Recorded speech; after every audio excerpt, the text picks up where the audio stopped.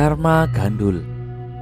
Kisah mengenai berdirinya kerajaan Islam Demak dan runtuhnya kerajaan Majapahit yang sebenarnya. Awal mulanya orang Jawa meninggalkan agama Buddha dan beralih kepada agama Islam. Pada suatu hari bertanyalah Dharma Gandul pada Kalamwadi sebagai berikut. Asal mulanya bagaimana kok orang Jawa meninggalkan agama Buddha dan berubah menganut agama Islam? Ki Kalamwadi pun menjawab, saya sendiri juga tidak tahu begitu mengerti, tapi saya sudah pernah diberitahu oleh guru saya. Selain itu guru saya juga bisa dipercaya. Beliau menceritakan asal mulanya orang Jawa meninggalkan agama Buddha dan berganti menganut agama Islam. Dharma Gandul pun bertanya, bagaimana kalau begitu ceritanya? Ki Kalamwadi lalu berkata kembali, hal ini sesungguhnya juga perlu diungkapkan agar orang yang tidak tahu asal mulanya menjadi tahu. Pada zaman kuno, kerajaan Majapahit itu namanya Kerajaan Majalengka. Sedangkan nama Majapahit itu hanya sebagai perumpamaan. Tetapi yang belum tahu ceritanya, Majapahit itu telah merupakan nama semenjak awal. Di Kerajaan Majapahit yang berkuasa sebagai raja adalah Prabu Brawijaya. Pada saat itu Sang Prabu sedang di mabuk asmara. Ia menikah dengan Putri Cempa. Karena Putri Cempa itu beragama Islam, maka saat sedang berdua-duaan, sang putri selalu berbicara kepada sang raja mengenai agama Islam. Tiap kali berkata-kata tidak ada hal lain yang dibicarakan selain mengagung-agungkan agama Islam, sehingga menyebabkan tertariknya hati sang Prabu akan agama Islam. Tidak berlama-lama datanglah pengikut Putri Cempa yang bernama Sayyid Rahmat ke Majalengka. Ia meminta izin kepada sang raja untuk menggelar penyebaran syariat agama Rasul Islam. Sang Prabu juga mengabulkan apa yang diminta oleh Sayyid Rahmat itu. Sayyid Rahmat lalu mendirikan sebuah desa kecil di Ngampel Denta, Surabaya. Ia mengajar agama Islam di sana. Selanjutnya makin banyak para ulama dari seberang yang datang. Para ulama dan para maulana itu beramai-ramai menghadap sang raja di Majalengka, serta sama-sama meminta desa kecil di daerah pesisir. Permintaan tersebut juga dikabulkan oleh sang raja. Lama-lama perkampungan kecil semacam itu makin menjamur. Orang Jawa makin banyak yang beragama Islam. Sayyid Rahmat menjadi gurunya orang-orang yang sudah menganut agama Islam. Tempat menempatnya berada di Benang, Tuban. Sayyid Rahmat itu adalah pemuka agama yang berasal dari Arab atau tempat kelahirannya Nabi Muhammad, sehingga dapat menjadi gurunya para penganut agama Islam. Banyak orang Jawa yang berguru pada Sayyid Rahmat. Orang Jawa di pesisir utara, baik bagian barat maupun timur, sama-sama meninggalkan agama Buddha dan berpindah memasuki agama Islam. Dari Belambangan ke arah barat hingga Banten banyak orang yang telah mematuhi perkataan Sayyid Rahmat. Pada saat itu agama Buddha telah dianut di tanah Jawa selama 1000 tahun. Para penganutnya menyembah pada Budi Hawa. Budi adalah zat dari Hyang Widi, sedangkan Hawa itu adalah kehendak hati. Manusia itu tidak dapat berbuat apa-apa selain berusaha menjalankan, tetapi budi yang mengubah segalanya.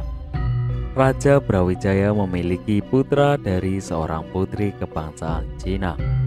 Putranya itu lahir di Palembang dan diberi nama Raden Patah. Tatkala Raden Patah sudah dewasa, ia mengunjungi ayahnya. Ia memiliki saudara lain ibu yang bernama Raden Kusen. Setibanya di Majalengka, sang Prabu bingung hatinya untuk memberi nama pada putranya. Sebab menurut tradisi leluhur Jawa yang beragama Buddha, putra raja yang lahir di gunung disebut Bambang. Kalau menurut ibunya namanya adalah Kautiang. yaitu kalau dalam bahasa Arab disebut Sayyid atau Sarif. Sang Prabu lalu memanggil para patih dan pegawai kerajaan. Mereka diminta pendapatnya dalam memberikan nama bagi putranya itu. Patih berkata bahwa kalau menurut leluhur zaman dahulu, anak raja itu seharusnya diberi nama Bambang. Tetapi karena ibunya berkebangsaan Cina, maka seharusnya disebutlah Baba, yang artinya lahir di negara lain. Pendapat tersebut juga disepakati oleh para pegawai kerajaan. Oleh karenanya sang raja mengumumkan bahwa putranya itu yang lahir di Palembang diberi nama Babah Patah. Hingga sampai sekarang orang yang berdarah campuran Cina dan Jawa diberi nama Babah. Babah Patah takut kalau tidak mematuhi sabda bapaknya. Karena itu bersikap seolah-olah senang. Padahal ia tidak benar-benar senang diberi nama Babah. Kemudian Babah Patah diangkat menjadi bupati di Demak untuk mengepalai para bupati pesisir Demak ke arah barat. Babah Patah lalu diperintahkan untuk berguru di Ngampel Gading yang kebetulan dikepalai oleh Kiai Ageng Ngampel. Ketika waktunya telah tiba, ia pindah ke Demak, yakni ke desa Bintara. Sebetulnya Babah Patah telah beragama Islam saat di Palembang. Oleh sebab itu, tatkala telah berada di Demak, ia diperintahkan untuk melestarikan agamanya. Sedangkan Raden Kusen diangkat menjadi Adipati Terung dan diberi gelar Raden Arya Pacat Tanda. Makin lama agama Rasul makin menyebar luas. Para ulama menjadi ingin memiliki gelar, di mana kemudian mereka digelari Sunan. Sunan itu artinya budi, pohon pengetahuan kesadaran pada yang baik dan buruk. Jika buah budi itu menyadari akan kebaikan, maka ia wajib menuntut ilmu lahir dan batin. Pada saat itu para ulama masih memiliki hati yang baik, belum memiliki keinginan buruk, masih menahan diri dari makan dan tidur. Sang Prabu Brawijaya jadi jatuh hati. Para ulama itu dikiranya Buddha, tetapi kok disebut Sunan. Tingkah laku mereka masih menahan diri dari makan dan tidur. Apabila mengikuti Rasul, maka mereka seharusnya bukanlah menahan diri dari makan dan tidur, melainkan hanya menuruti hawa nafsu keinginan. Tatkala kebiasaan menahan diri dari makan dan tidur telah rusak, tetapi Prabu Brawijaya telah terlanjur memberikan angin. Makin lama agama Rasul makin menyebar.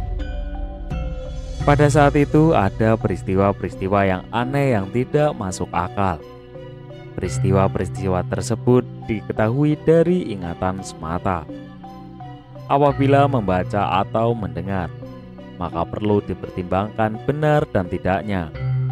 Tetapi karena sampai sekarang masih ada peninggalannya, maka menurut pendapatku hal tersebut benarlah terjadi. Pada saat itu Sunan Bonang bersiap-siap untuk mengunjungi Kediri yang mengantarkannya hanya 2 orang sahabat. Ketika tiba di utara Kediri, yaitu di tanah Kertosono, mereka terhalang oleh air. Sungai Berantas saat itu kebetulan sedang banjir. Sunan Bonang dan 2 orang sahabatnya sama-sama menyeberang. Dan ketika telah tiba di seberang, ia mencari tahu apakah orang di sana telah beragama Islam ataukah masih menganut agama Buddha. Menurut Ki Bandar, orang di sana agamanya Kalang, bukan Buddha namun mirip. Sedangkan agama Rasul masih sedikit sekali tersebarnya.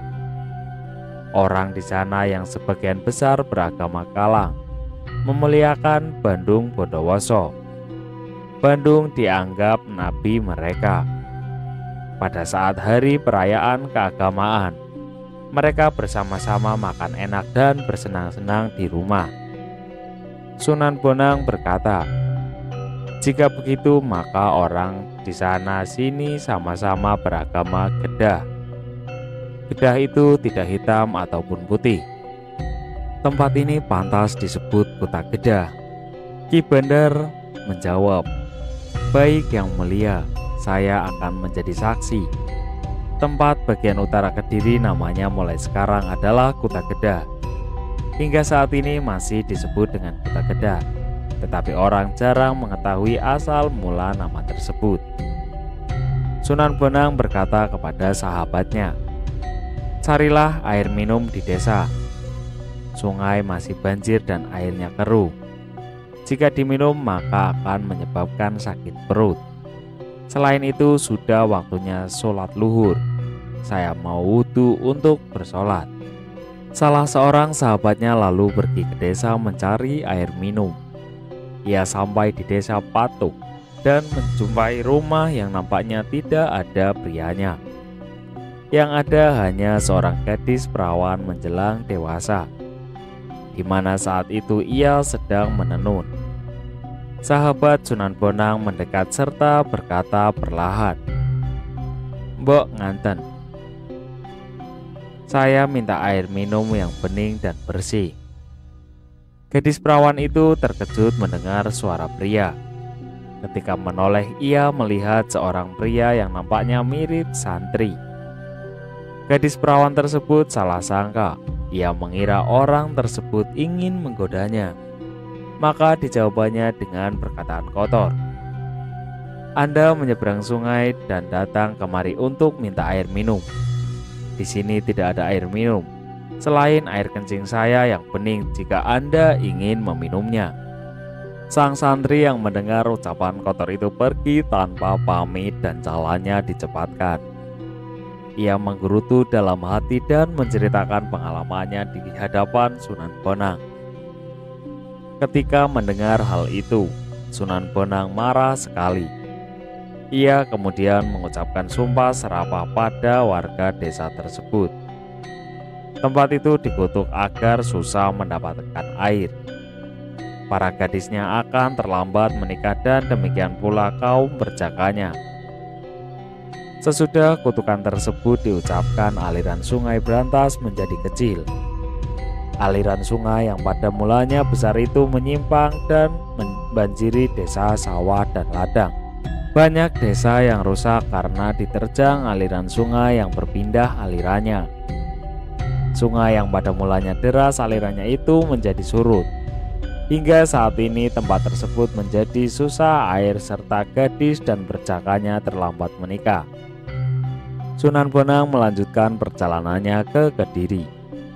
Pada waktu itu ada seorang makhluk halus bernama Nyai Pelencing, yakni makhluk halus yang berdiam diri di sumur Tanjung Tani. Anak cucunya para berkeluh kesah kepadanya.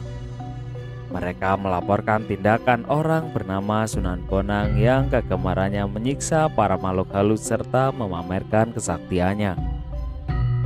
Sungai yang mengalir di Kediri dijadikan surut airnya, serta berpindah alirannya ke arah yang lain yang tidak seharusnya, sehingga banyak desa, hutan, sawah, dan ladang yang rusak.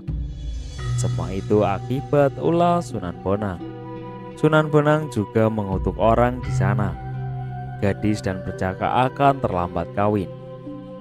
Sunan Bonang itu kegemarannya bertindak salah. Anak cucu Nyai Pelencing bersama-sama memohon Nyai Pelencing agar bersedia menyantet Sunan Bonang sampai mati dan tidak mengganggu mereka lagi. Nyai Pelencing yang mendengar keluh kesah anak cucunya itu segera pergi menjumpai Sunan Bonang. Tetapi makhluk-makhluk halus tersebut tidak dapat mendekati Sunan Bonang karena tubuh mereka serasa panas terbakar. Makhluk-makhluk halus itu lalu lari ke Kediri. Ketika tiba di sana, mereka melaporkan kepada rajanya segala hal yang mereka alami.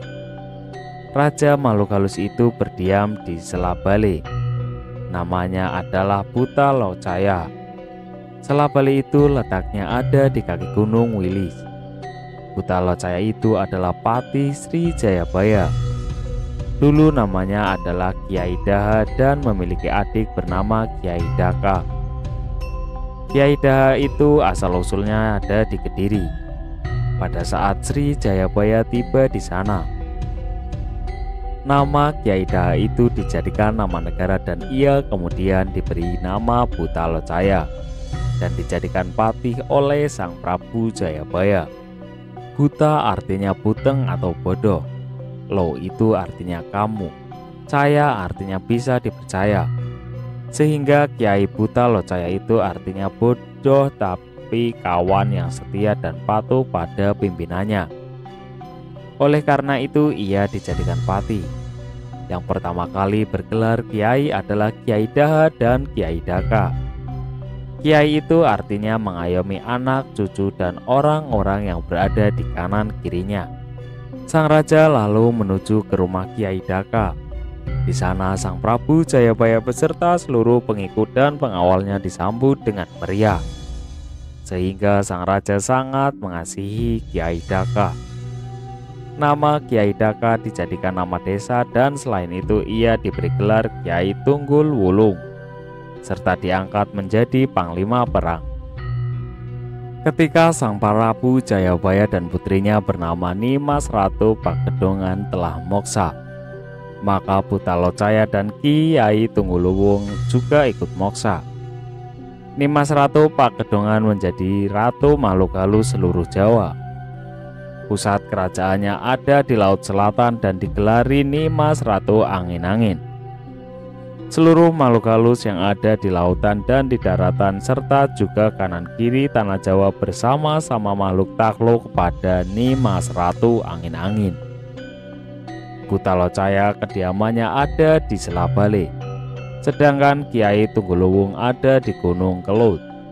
Ia mengawasi dan lahar agar supaya saat lahar keluar tidak merusak desa dan lain sebagainya. Waktu itu Kiai Buta Locaya sedang duduk di singgasananya yang dialasi kasur permadani.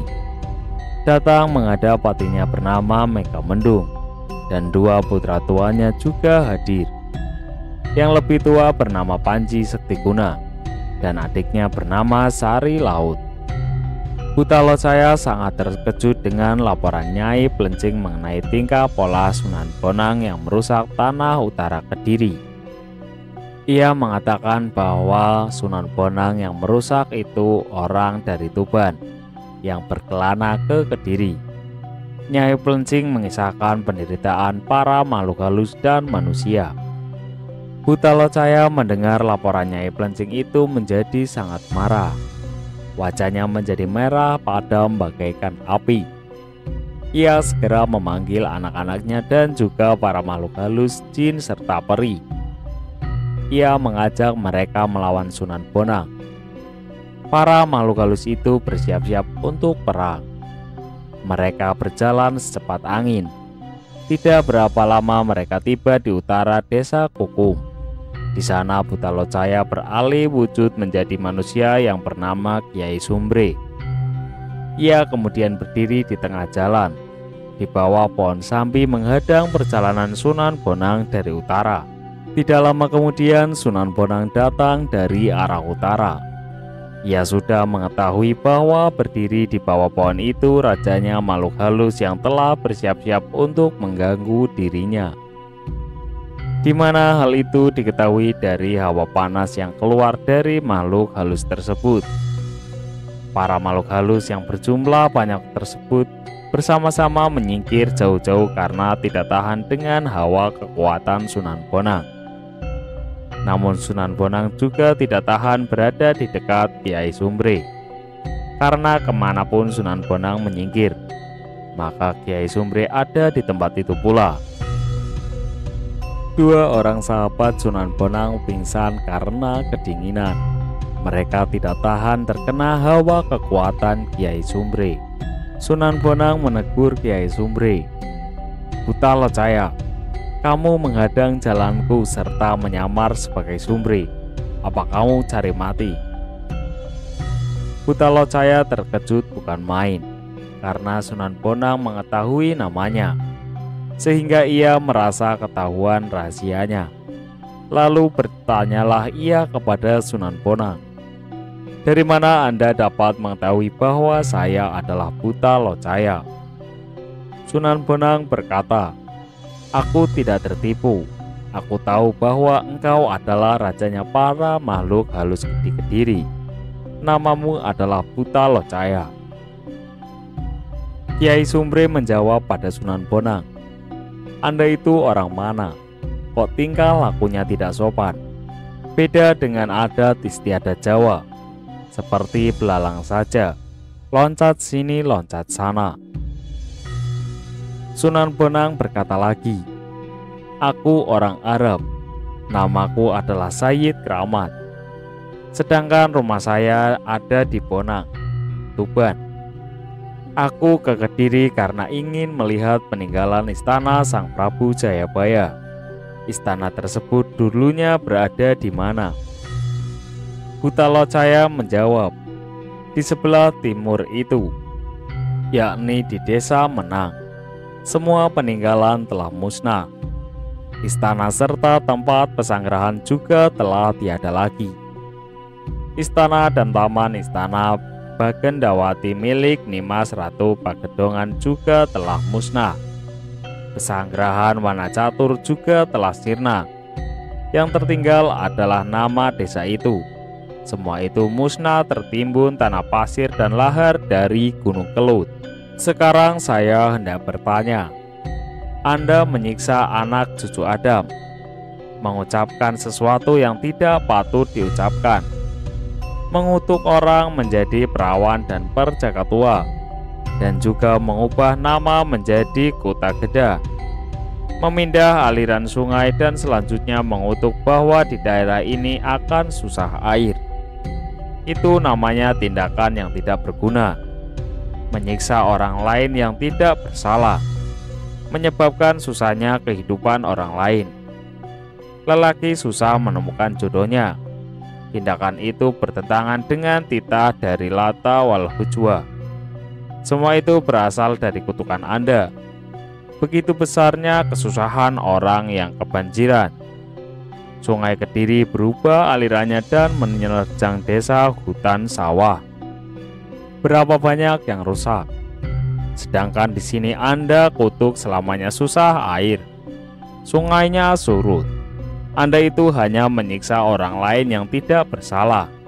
Sunan Bonang berkata, "Tempat ini aku ganti namanya menjadi Kota Geda, karena orang di sini agamanya tidak hitam tidak putih. Tepatnya agama biru, yakni agama Kalang. Aku kutuk susah air karena saya minta air minum tidak boleh. Oleh karenanya sungai airnya aku rubah alirannya. Semua yang berada di sini saya kutuk susah air. Saya mengutuk agar orang di sini menjadi perawan dan berjakatua, karena tidak bersedia memberikan saya air minum, yaitu gadis perawan yang kurang ajar itu." Buta Locaya berkata lagi, "Itu namanya orang tanpa pertimbangan. Kesalahan tidak seberapa dan selain itu hanya satu orang yang bersalah. Tetapi Anda telah membuat susah orang banyak sekali, tidak sesuai dengan hukumannya. Anda tahu itu namanya membuat susah orang banyak.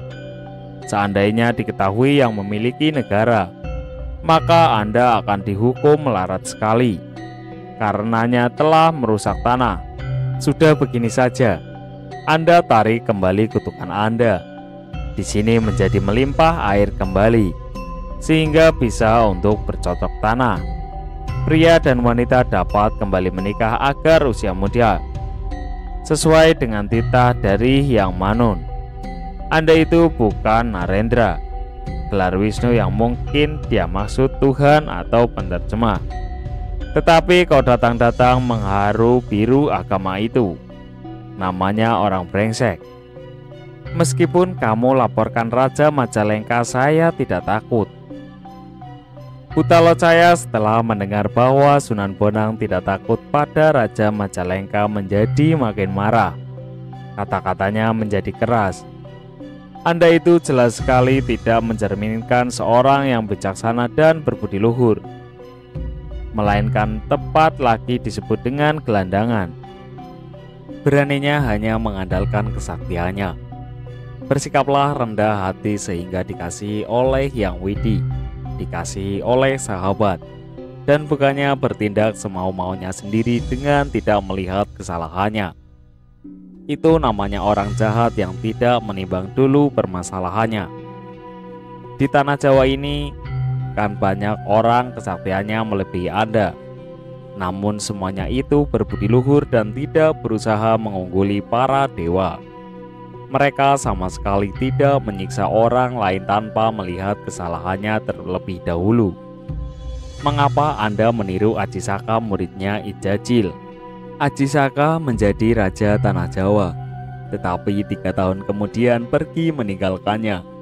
Sumber air yang ada di Medang juga dibawanya pergi. Aji Saka orang dari India, sedangkan Anda adalah orang dari Arab.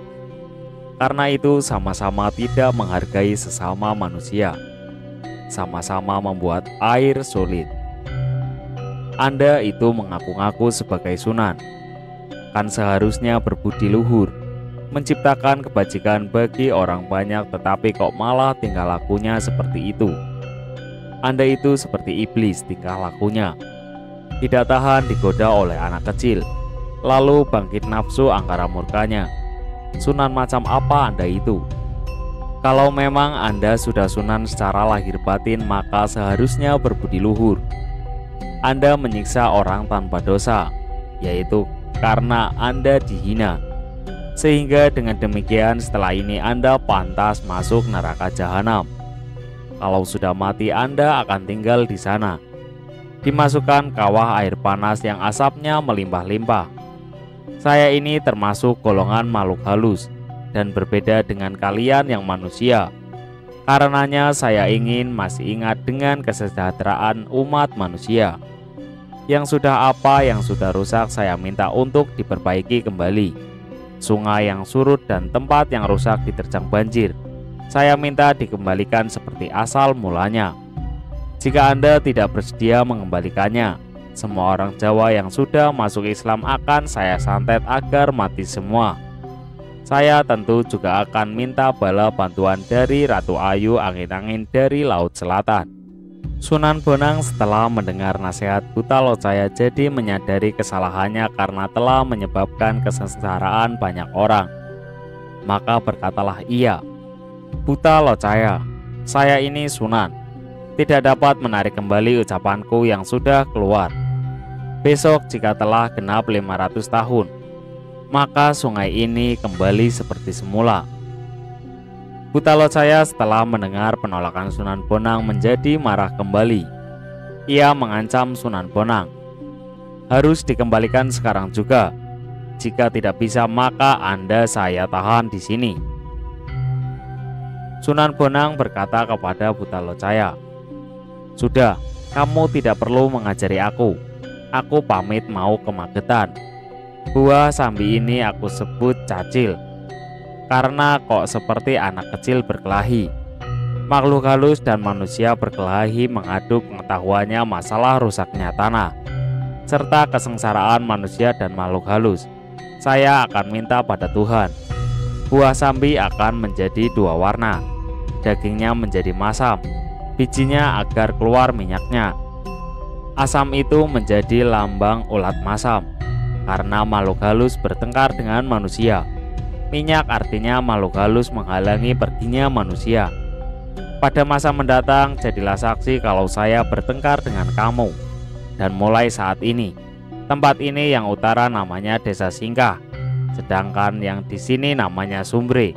Sedangkan tempat berkumpulnya pasukanmu di bagian selatan namanya Dewa Kawanguran. Setelah berkata demikian, Sunan Bonang lalu melompat ke timur sungai. Hingga saat ini di Kuta Kedah ada desa bernama Kawanguran, Sumbre, dan Singkal. Kawanguran artinya pengetahuan, Singkah artinya menemukan akal budi. Buta Locaya mengikuti perginya Sunan Bonang. Sunan Bonang tiba di desa Bogem. Di sana ia melihat ada patung kuda yang berbadan 1 tetapi berkepala 2. Letaknya ada di bawah pohon Trenggulun. Buah Trenggulun itu banyak sekali hingga menggunung tinggi. Sunan Bonang lalu menghancurkan kepala patung kuda itu. Setelah melihat Sunan Bonang menghancurkan kepala patung kuda, maka bangkit kembali kemarahan Buta Locaya. Ia berkata, itu adalah peninggalan Sang Prabu Jayabaya sebagai lambang tekadnya wanita Jawa. Besok di zaman Nusa Srenggi, siapa saja yang melihat patung itu akan sama-sama memahami tekad para wanita Jawa. Sunan Bonang menjawab, kamu itu bangsa makhluk halus, kok berani bertengkar dengan manusia? Itu namanya makhluk halus sombong. Buta Locaya menjawab, lalu kenapa memangnya? Anda Sunan, saya raja. Sunan Bonang berkata, buah Trenggulun ini aku namakan Kentos, sehingga menjadi peringatan di masa mendatang kalau aku bertengkar dengan makhluk halus sombong masalah rusaknya patung. Ki Kalamwadi menjelaskan, hingga sekarang buah Trenggulun namanya Kentos karena berasal dari sabda Sunan Bonang. Itu adalah pemberitahuan dari guruku Raden Budi Soekardi. Sunan Bonang itu lalu pergi ke arah utara. Pada saat itu telah waktunya sholat asar dan ia hendak menunaikan ibadah sholat. Di luar desa itu ada sumur, tetapi tidak ada ember untuk menimba air. Karena itu Sunan Bonang menggulingkan sumur itu sehingga ia bisa mengambil air dari dalamnya. Ki Kalamwadi menjelaskan, hingga saat ini sumur itu disebut Sumur Gemuling. Sunan Bonang yang menggulingkannya. Itu katanya Raden Budi guruku, entah benar atau tidaknya. Setelah sholat maka Sunan Bonang meneruskan perjalanannya dan tiba di desa Nyahen. Di sana ada patung raksasa wanita yang terletak di bawah pohon dadap. Pada saat itu kebetulan pohon dadapnya sedang banyak bunganya dan banyak yang berjatuhan. Di kanan dan kirinya patung raksasa itu, sehingga nampak merah merona. Sunan Bonang melihat arca yang tingginya 16 kaki dan lingkarannya 10 kaki. Apabila diangkat, orang 800 juga masih belum terangkat. Bahu kanan patung tersebut dihancurkan oleh Sunan Bonang dan selain itu dahinya juga dirusak. Buta Locaya mengetahui tindakan Sunan Bonang merusak patung itu. Timbul amarahnya kembali. Anda itu benar-benar orang brengsek. Patung bagus-bagus kok dirusak tanpa sebab. Patung itu adalah peninggalan Sang Prabu Jayabaya. Lalu mengapa Anda merusaknya? Jawaban Sunan Bonang, arca ini saya rusak supaya jangan disembah-sembah oleh orang banyak, supaya jangan dimantrai. Yang menyembah patung itu namanya kafir, lahir batinnya itu tersesat. Buta Locaya mengomel lagi, orang Jawa itu kan sudah tahu bahwa itu hanya sebuah arca batu, tidak punya daya apa-apa, tidak punya kekuasaan apa, bukan yang laba wal hujwa.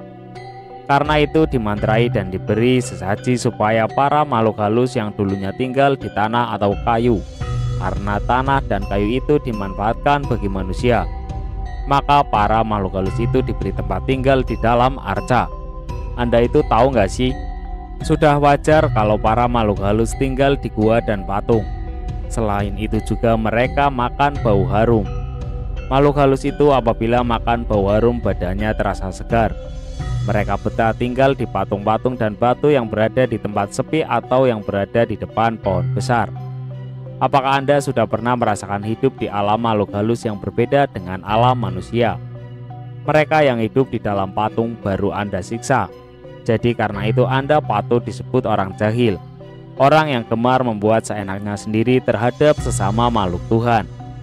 Lebih baik orang Jawa yang menghormati patung demi menguntungkan para makhluk halus, dibandingkan dengan orang Arab yang menyembah Ka'bah, wujudnya juga tugu batu, sehingga seharusnya mereka juga sesat. Sunan Bonang menjawab, Ka'bah itu ada karena jasadnya Nabi Ibrahim. Di situ terletak pusatnya bumi, dibangun tugu dan disembah orang banyak. Siapa saja yang bersujud pada Ka'bah, Allah akan mengampuni dosanya selama hidup di dunia. Buta Locaya menjawab dengan marah, buktinya apa kalau mereka beroleh pengampunan dosa dari Tuhan, memperoleh pengampunan dari semua kesalahan? Apakah sudah memperoleh tanda tangan dan cap dari Tuhan? Sunan Bonang berkata lagi, itu semua disebut dalam kitabku. Besok kalau meninggal akan beroleh kemuliaan. Buta Locaya menjawab dengan tidak senang hati, ketahuilah kemuliaan yang ada di dunia sudah ternoda. Orang tersesat menyembah tugu batu ketika mereka sudah melakukan kejahatan. Di Gunung Kelut banyak batu besar-besar dihasilkan ciptaan Tuhan. Semuanya itu terwujud berdasarkan sabda Allah. Itulah yang sesungguhnya lebih pantas disembah. Berdasarkan izin yang maha kuasa, seluruh umat manusia harus mengetahui mengenai Ka'bah sejati. Tubuh manusia itulah Ka'bah sejati. Sejati karena ciptaan yang maha kuasa. Inilah yang harus diperhatikan. Siapa yang sadar akan asal-usulnya, mengetahui akal budinya, yaitu yang sanggup dijadikan suri tauladan. Meskipun siang dan malam menjalankan sholat, tetapi apabila pikirannya gelap, pengetahuannya amburadul, menyembah tugu batu yang dibuat nabi. Nabi itu kan juga manusia kekasih Allah, diberi wahyu sehingga menjadi pandai dan sanggup mengetahui apa yang akan terjadi. Sedangkan yang membangun arca batu itu adalah Prabu Jayabaya, yang juga merupakan kekasih Allah. Ia juga menerima wahyu mulia, juga banyak pengetahuannya dan sanggup mengetahui apa yang akan terjadi. Anda berpedoman pada kitab, sedangkan orang Jawa berpedoman pada sastra kuno, petua dari leluhur sendiri. Lebih baik mempercayai sastra kuno dari leluhur sendiri yang peninggalannya masih dapat disaksikan. Orang mempercayai kitab Arab, padahal belum tahu keadaan di sana. Entah benar atau salahnya, hanya percaya perkataan para penipu. Anda menjual kemuliaannya di negeri Mekah, padahal saya tahu seperti apa sebenarnya Mekah. Tanahnya panas, susah air, tanaman tidak bisa tumbuh, serta jarang hujan. Orang yang sanggup bernalar akan menyebut Mekah itu negeri celaka. Malah banyak orang yang diperjualbelikan sebagai budak. Anda itu orang durhaka. Saya minta untuk pergi dari sini. Negeri Jawa yang suci dan mulia, cukup hujan dan air apa yang ditanam dapat tumbuh. Yang pria tampan, yang wanita cantik. Bicaranya juga luas. Kalau Anda bicara masalah pusatnya jagat, maka tempat yang saya duduki inilah yang merupakan pusat jagat. Silakan Anda ukur, bila salah pukullah saya. Anda itu seperti orang yang tidak waras, pertanda kurang nalar, kurang memakan pengetahuan akal budi, senang menyiksa orang lain. Yang membuat arca itu Maha Prabu Jayabaya, yang kesaktiannya melebihi Anda. Anda apa sanggup mengetahui apa yang akan terjadi? Sudahlah, saya minta Anda pergi saja dari sini. Jika tidak mau pergi dari sini, maka saya akan panggilkan adik saya dari Gunung Kelut. Anda saya kroyok apa mana bisa menang. Lalu akan saya bawa ke dalam kawah Gunung Kelut. Apakah Anda tidak sengsara? Apakah Anda ingin berdiam dalam batu seperti saya? Kalau mau silakan datang ke Selabale jadi murid saya. Saya tidak mau mengikuti perkataanmu wahai setan iblis. Buta Locaya menjawab, meskipun saya makhluk halus tetapi raja makhluk halus, mulia dan abadi selamanya. Anda belum tentu mulia seperti saya. Niat Anda buruk, gemar menyiksa orang lain. Oleh karena itu Anda datang ke tanah Jawa. Di Arab Anda tergolong orang hina. Jika Anda orang mulia maka tidak akan pergi meninggalkan Arab. Karena salah maka melarikan diri dari sana. Buktinya di sini membuat onar, menghina adat istiadat orang lain, menghina agama, merusak barang yang bagus, mengharu-biru agama leluhur kuno. Raja wajib menyiksa dan membuang Anda.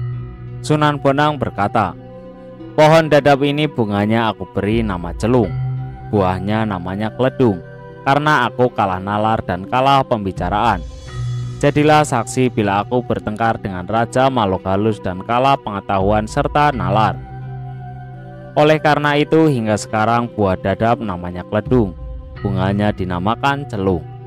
Sunan Bonang lalu berpamitan, sudah saya akan pulang ke Bonang. Buta Locaya menjawab dengan marah, ya sudah, pergilah cepat-cepat.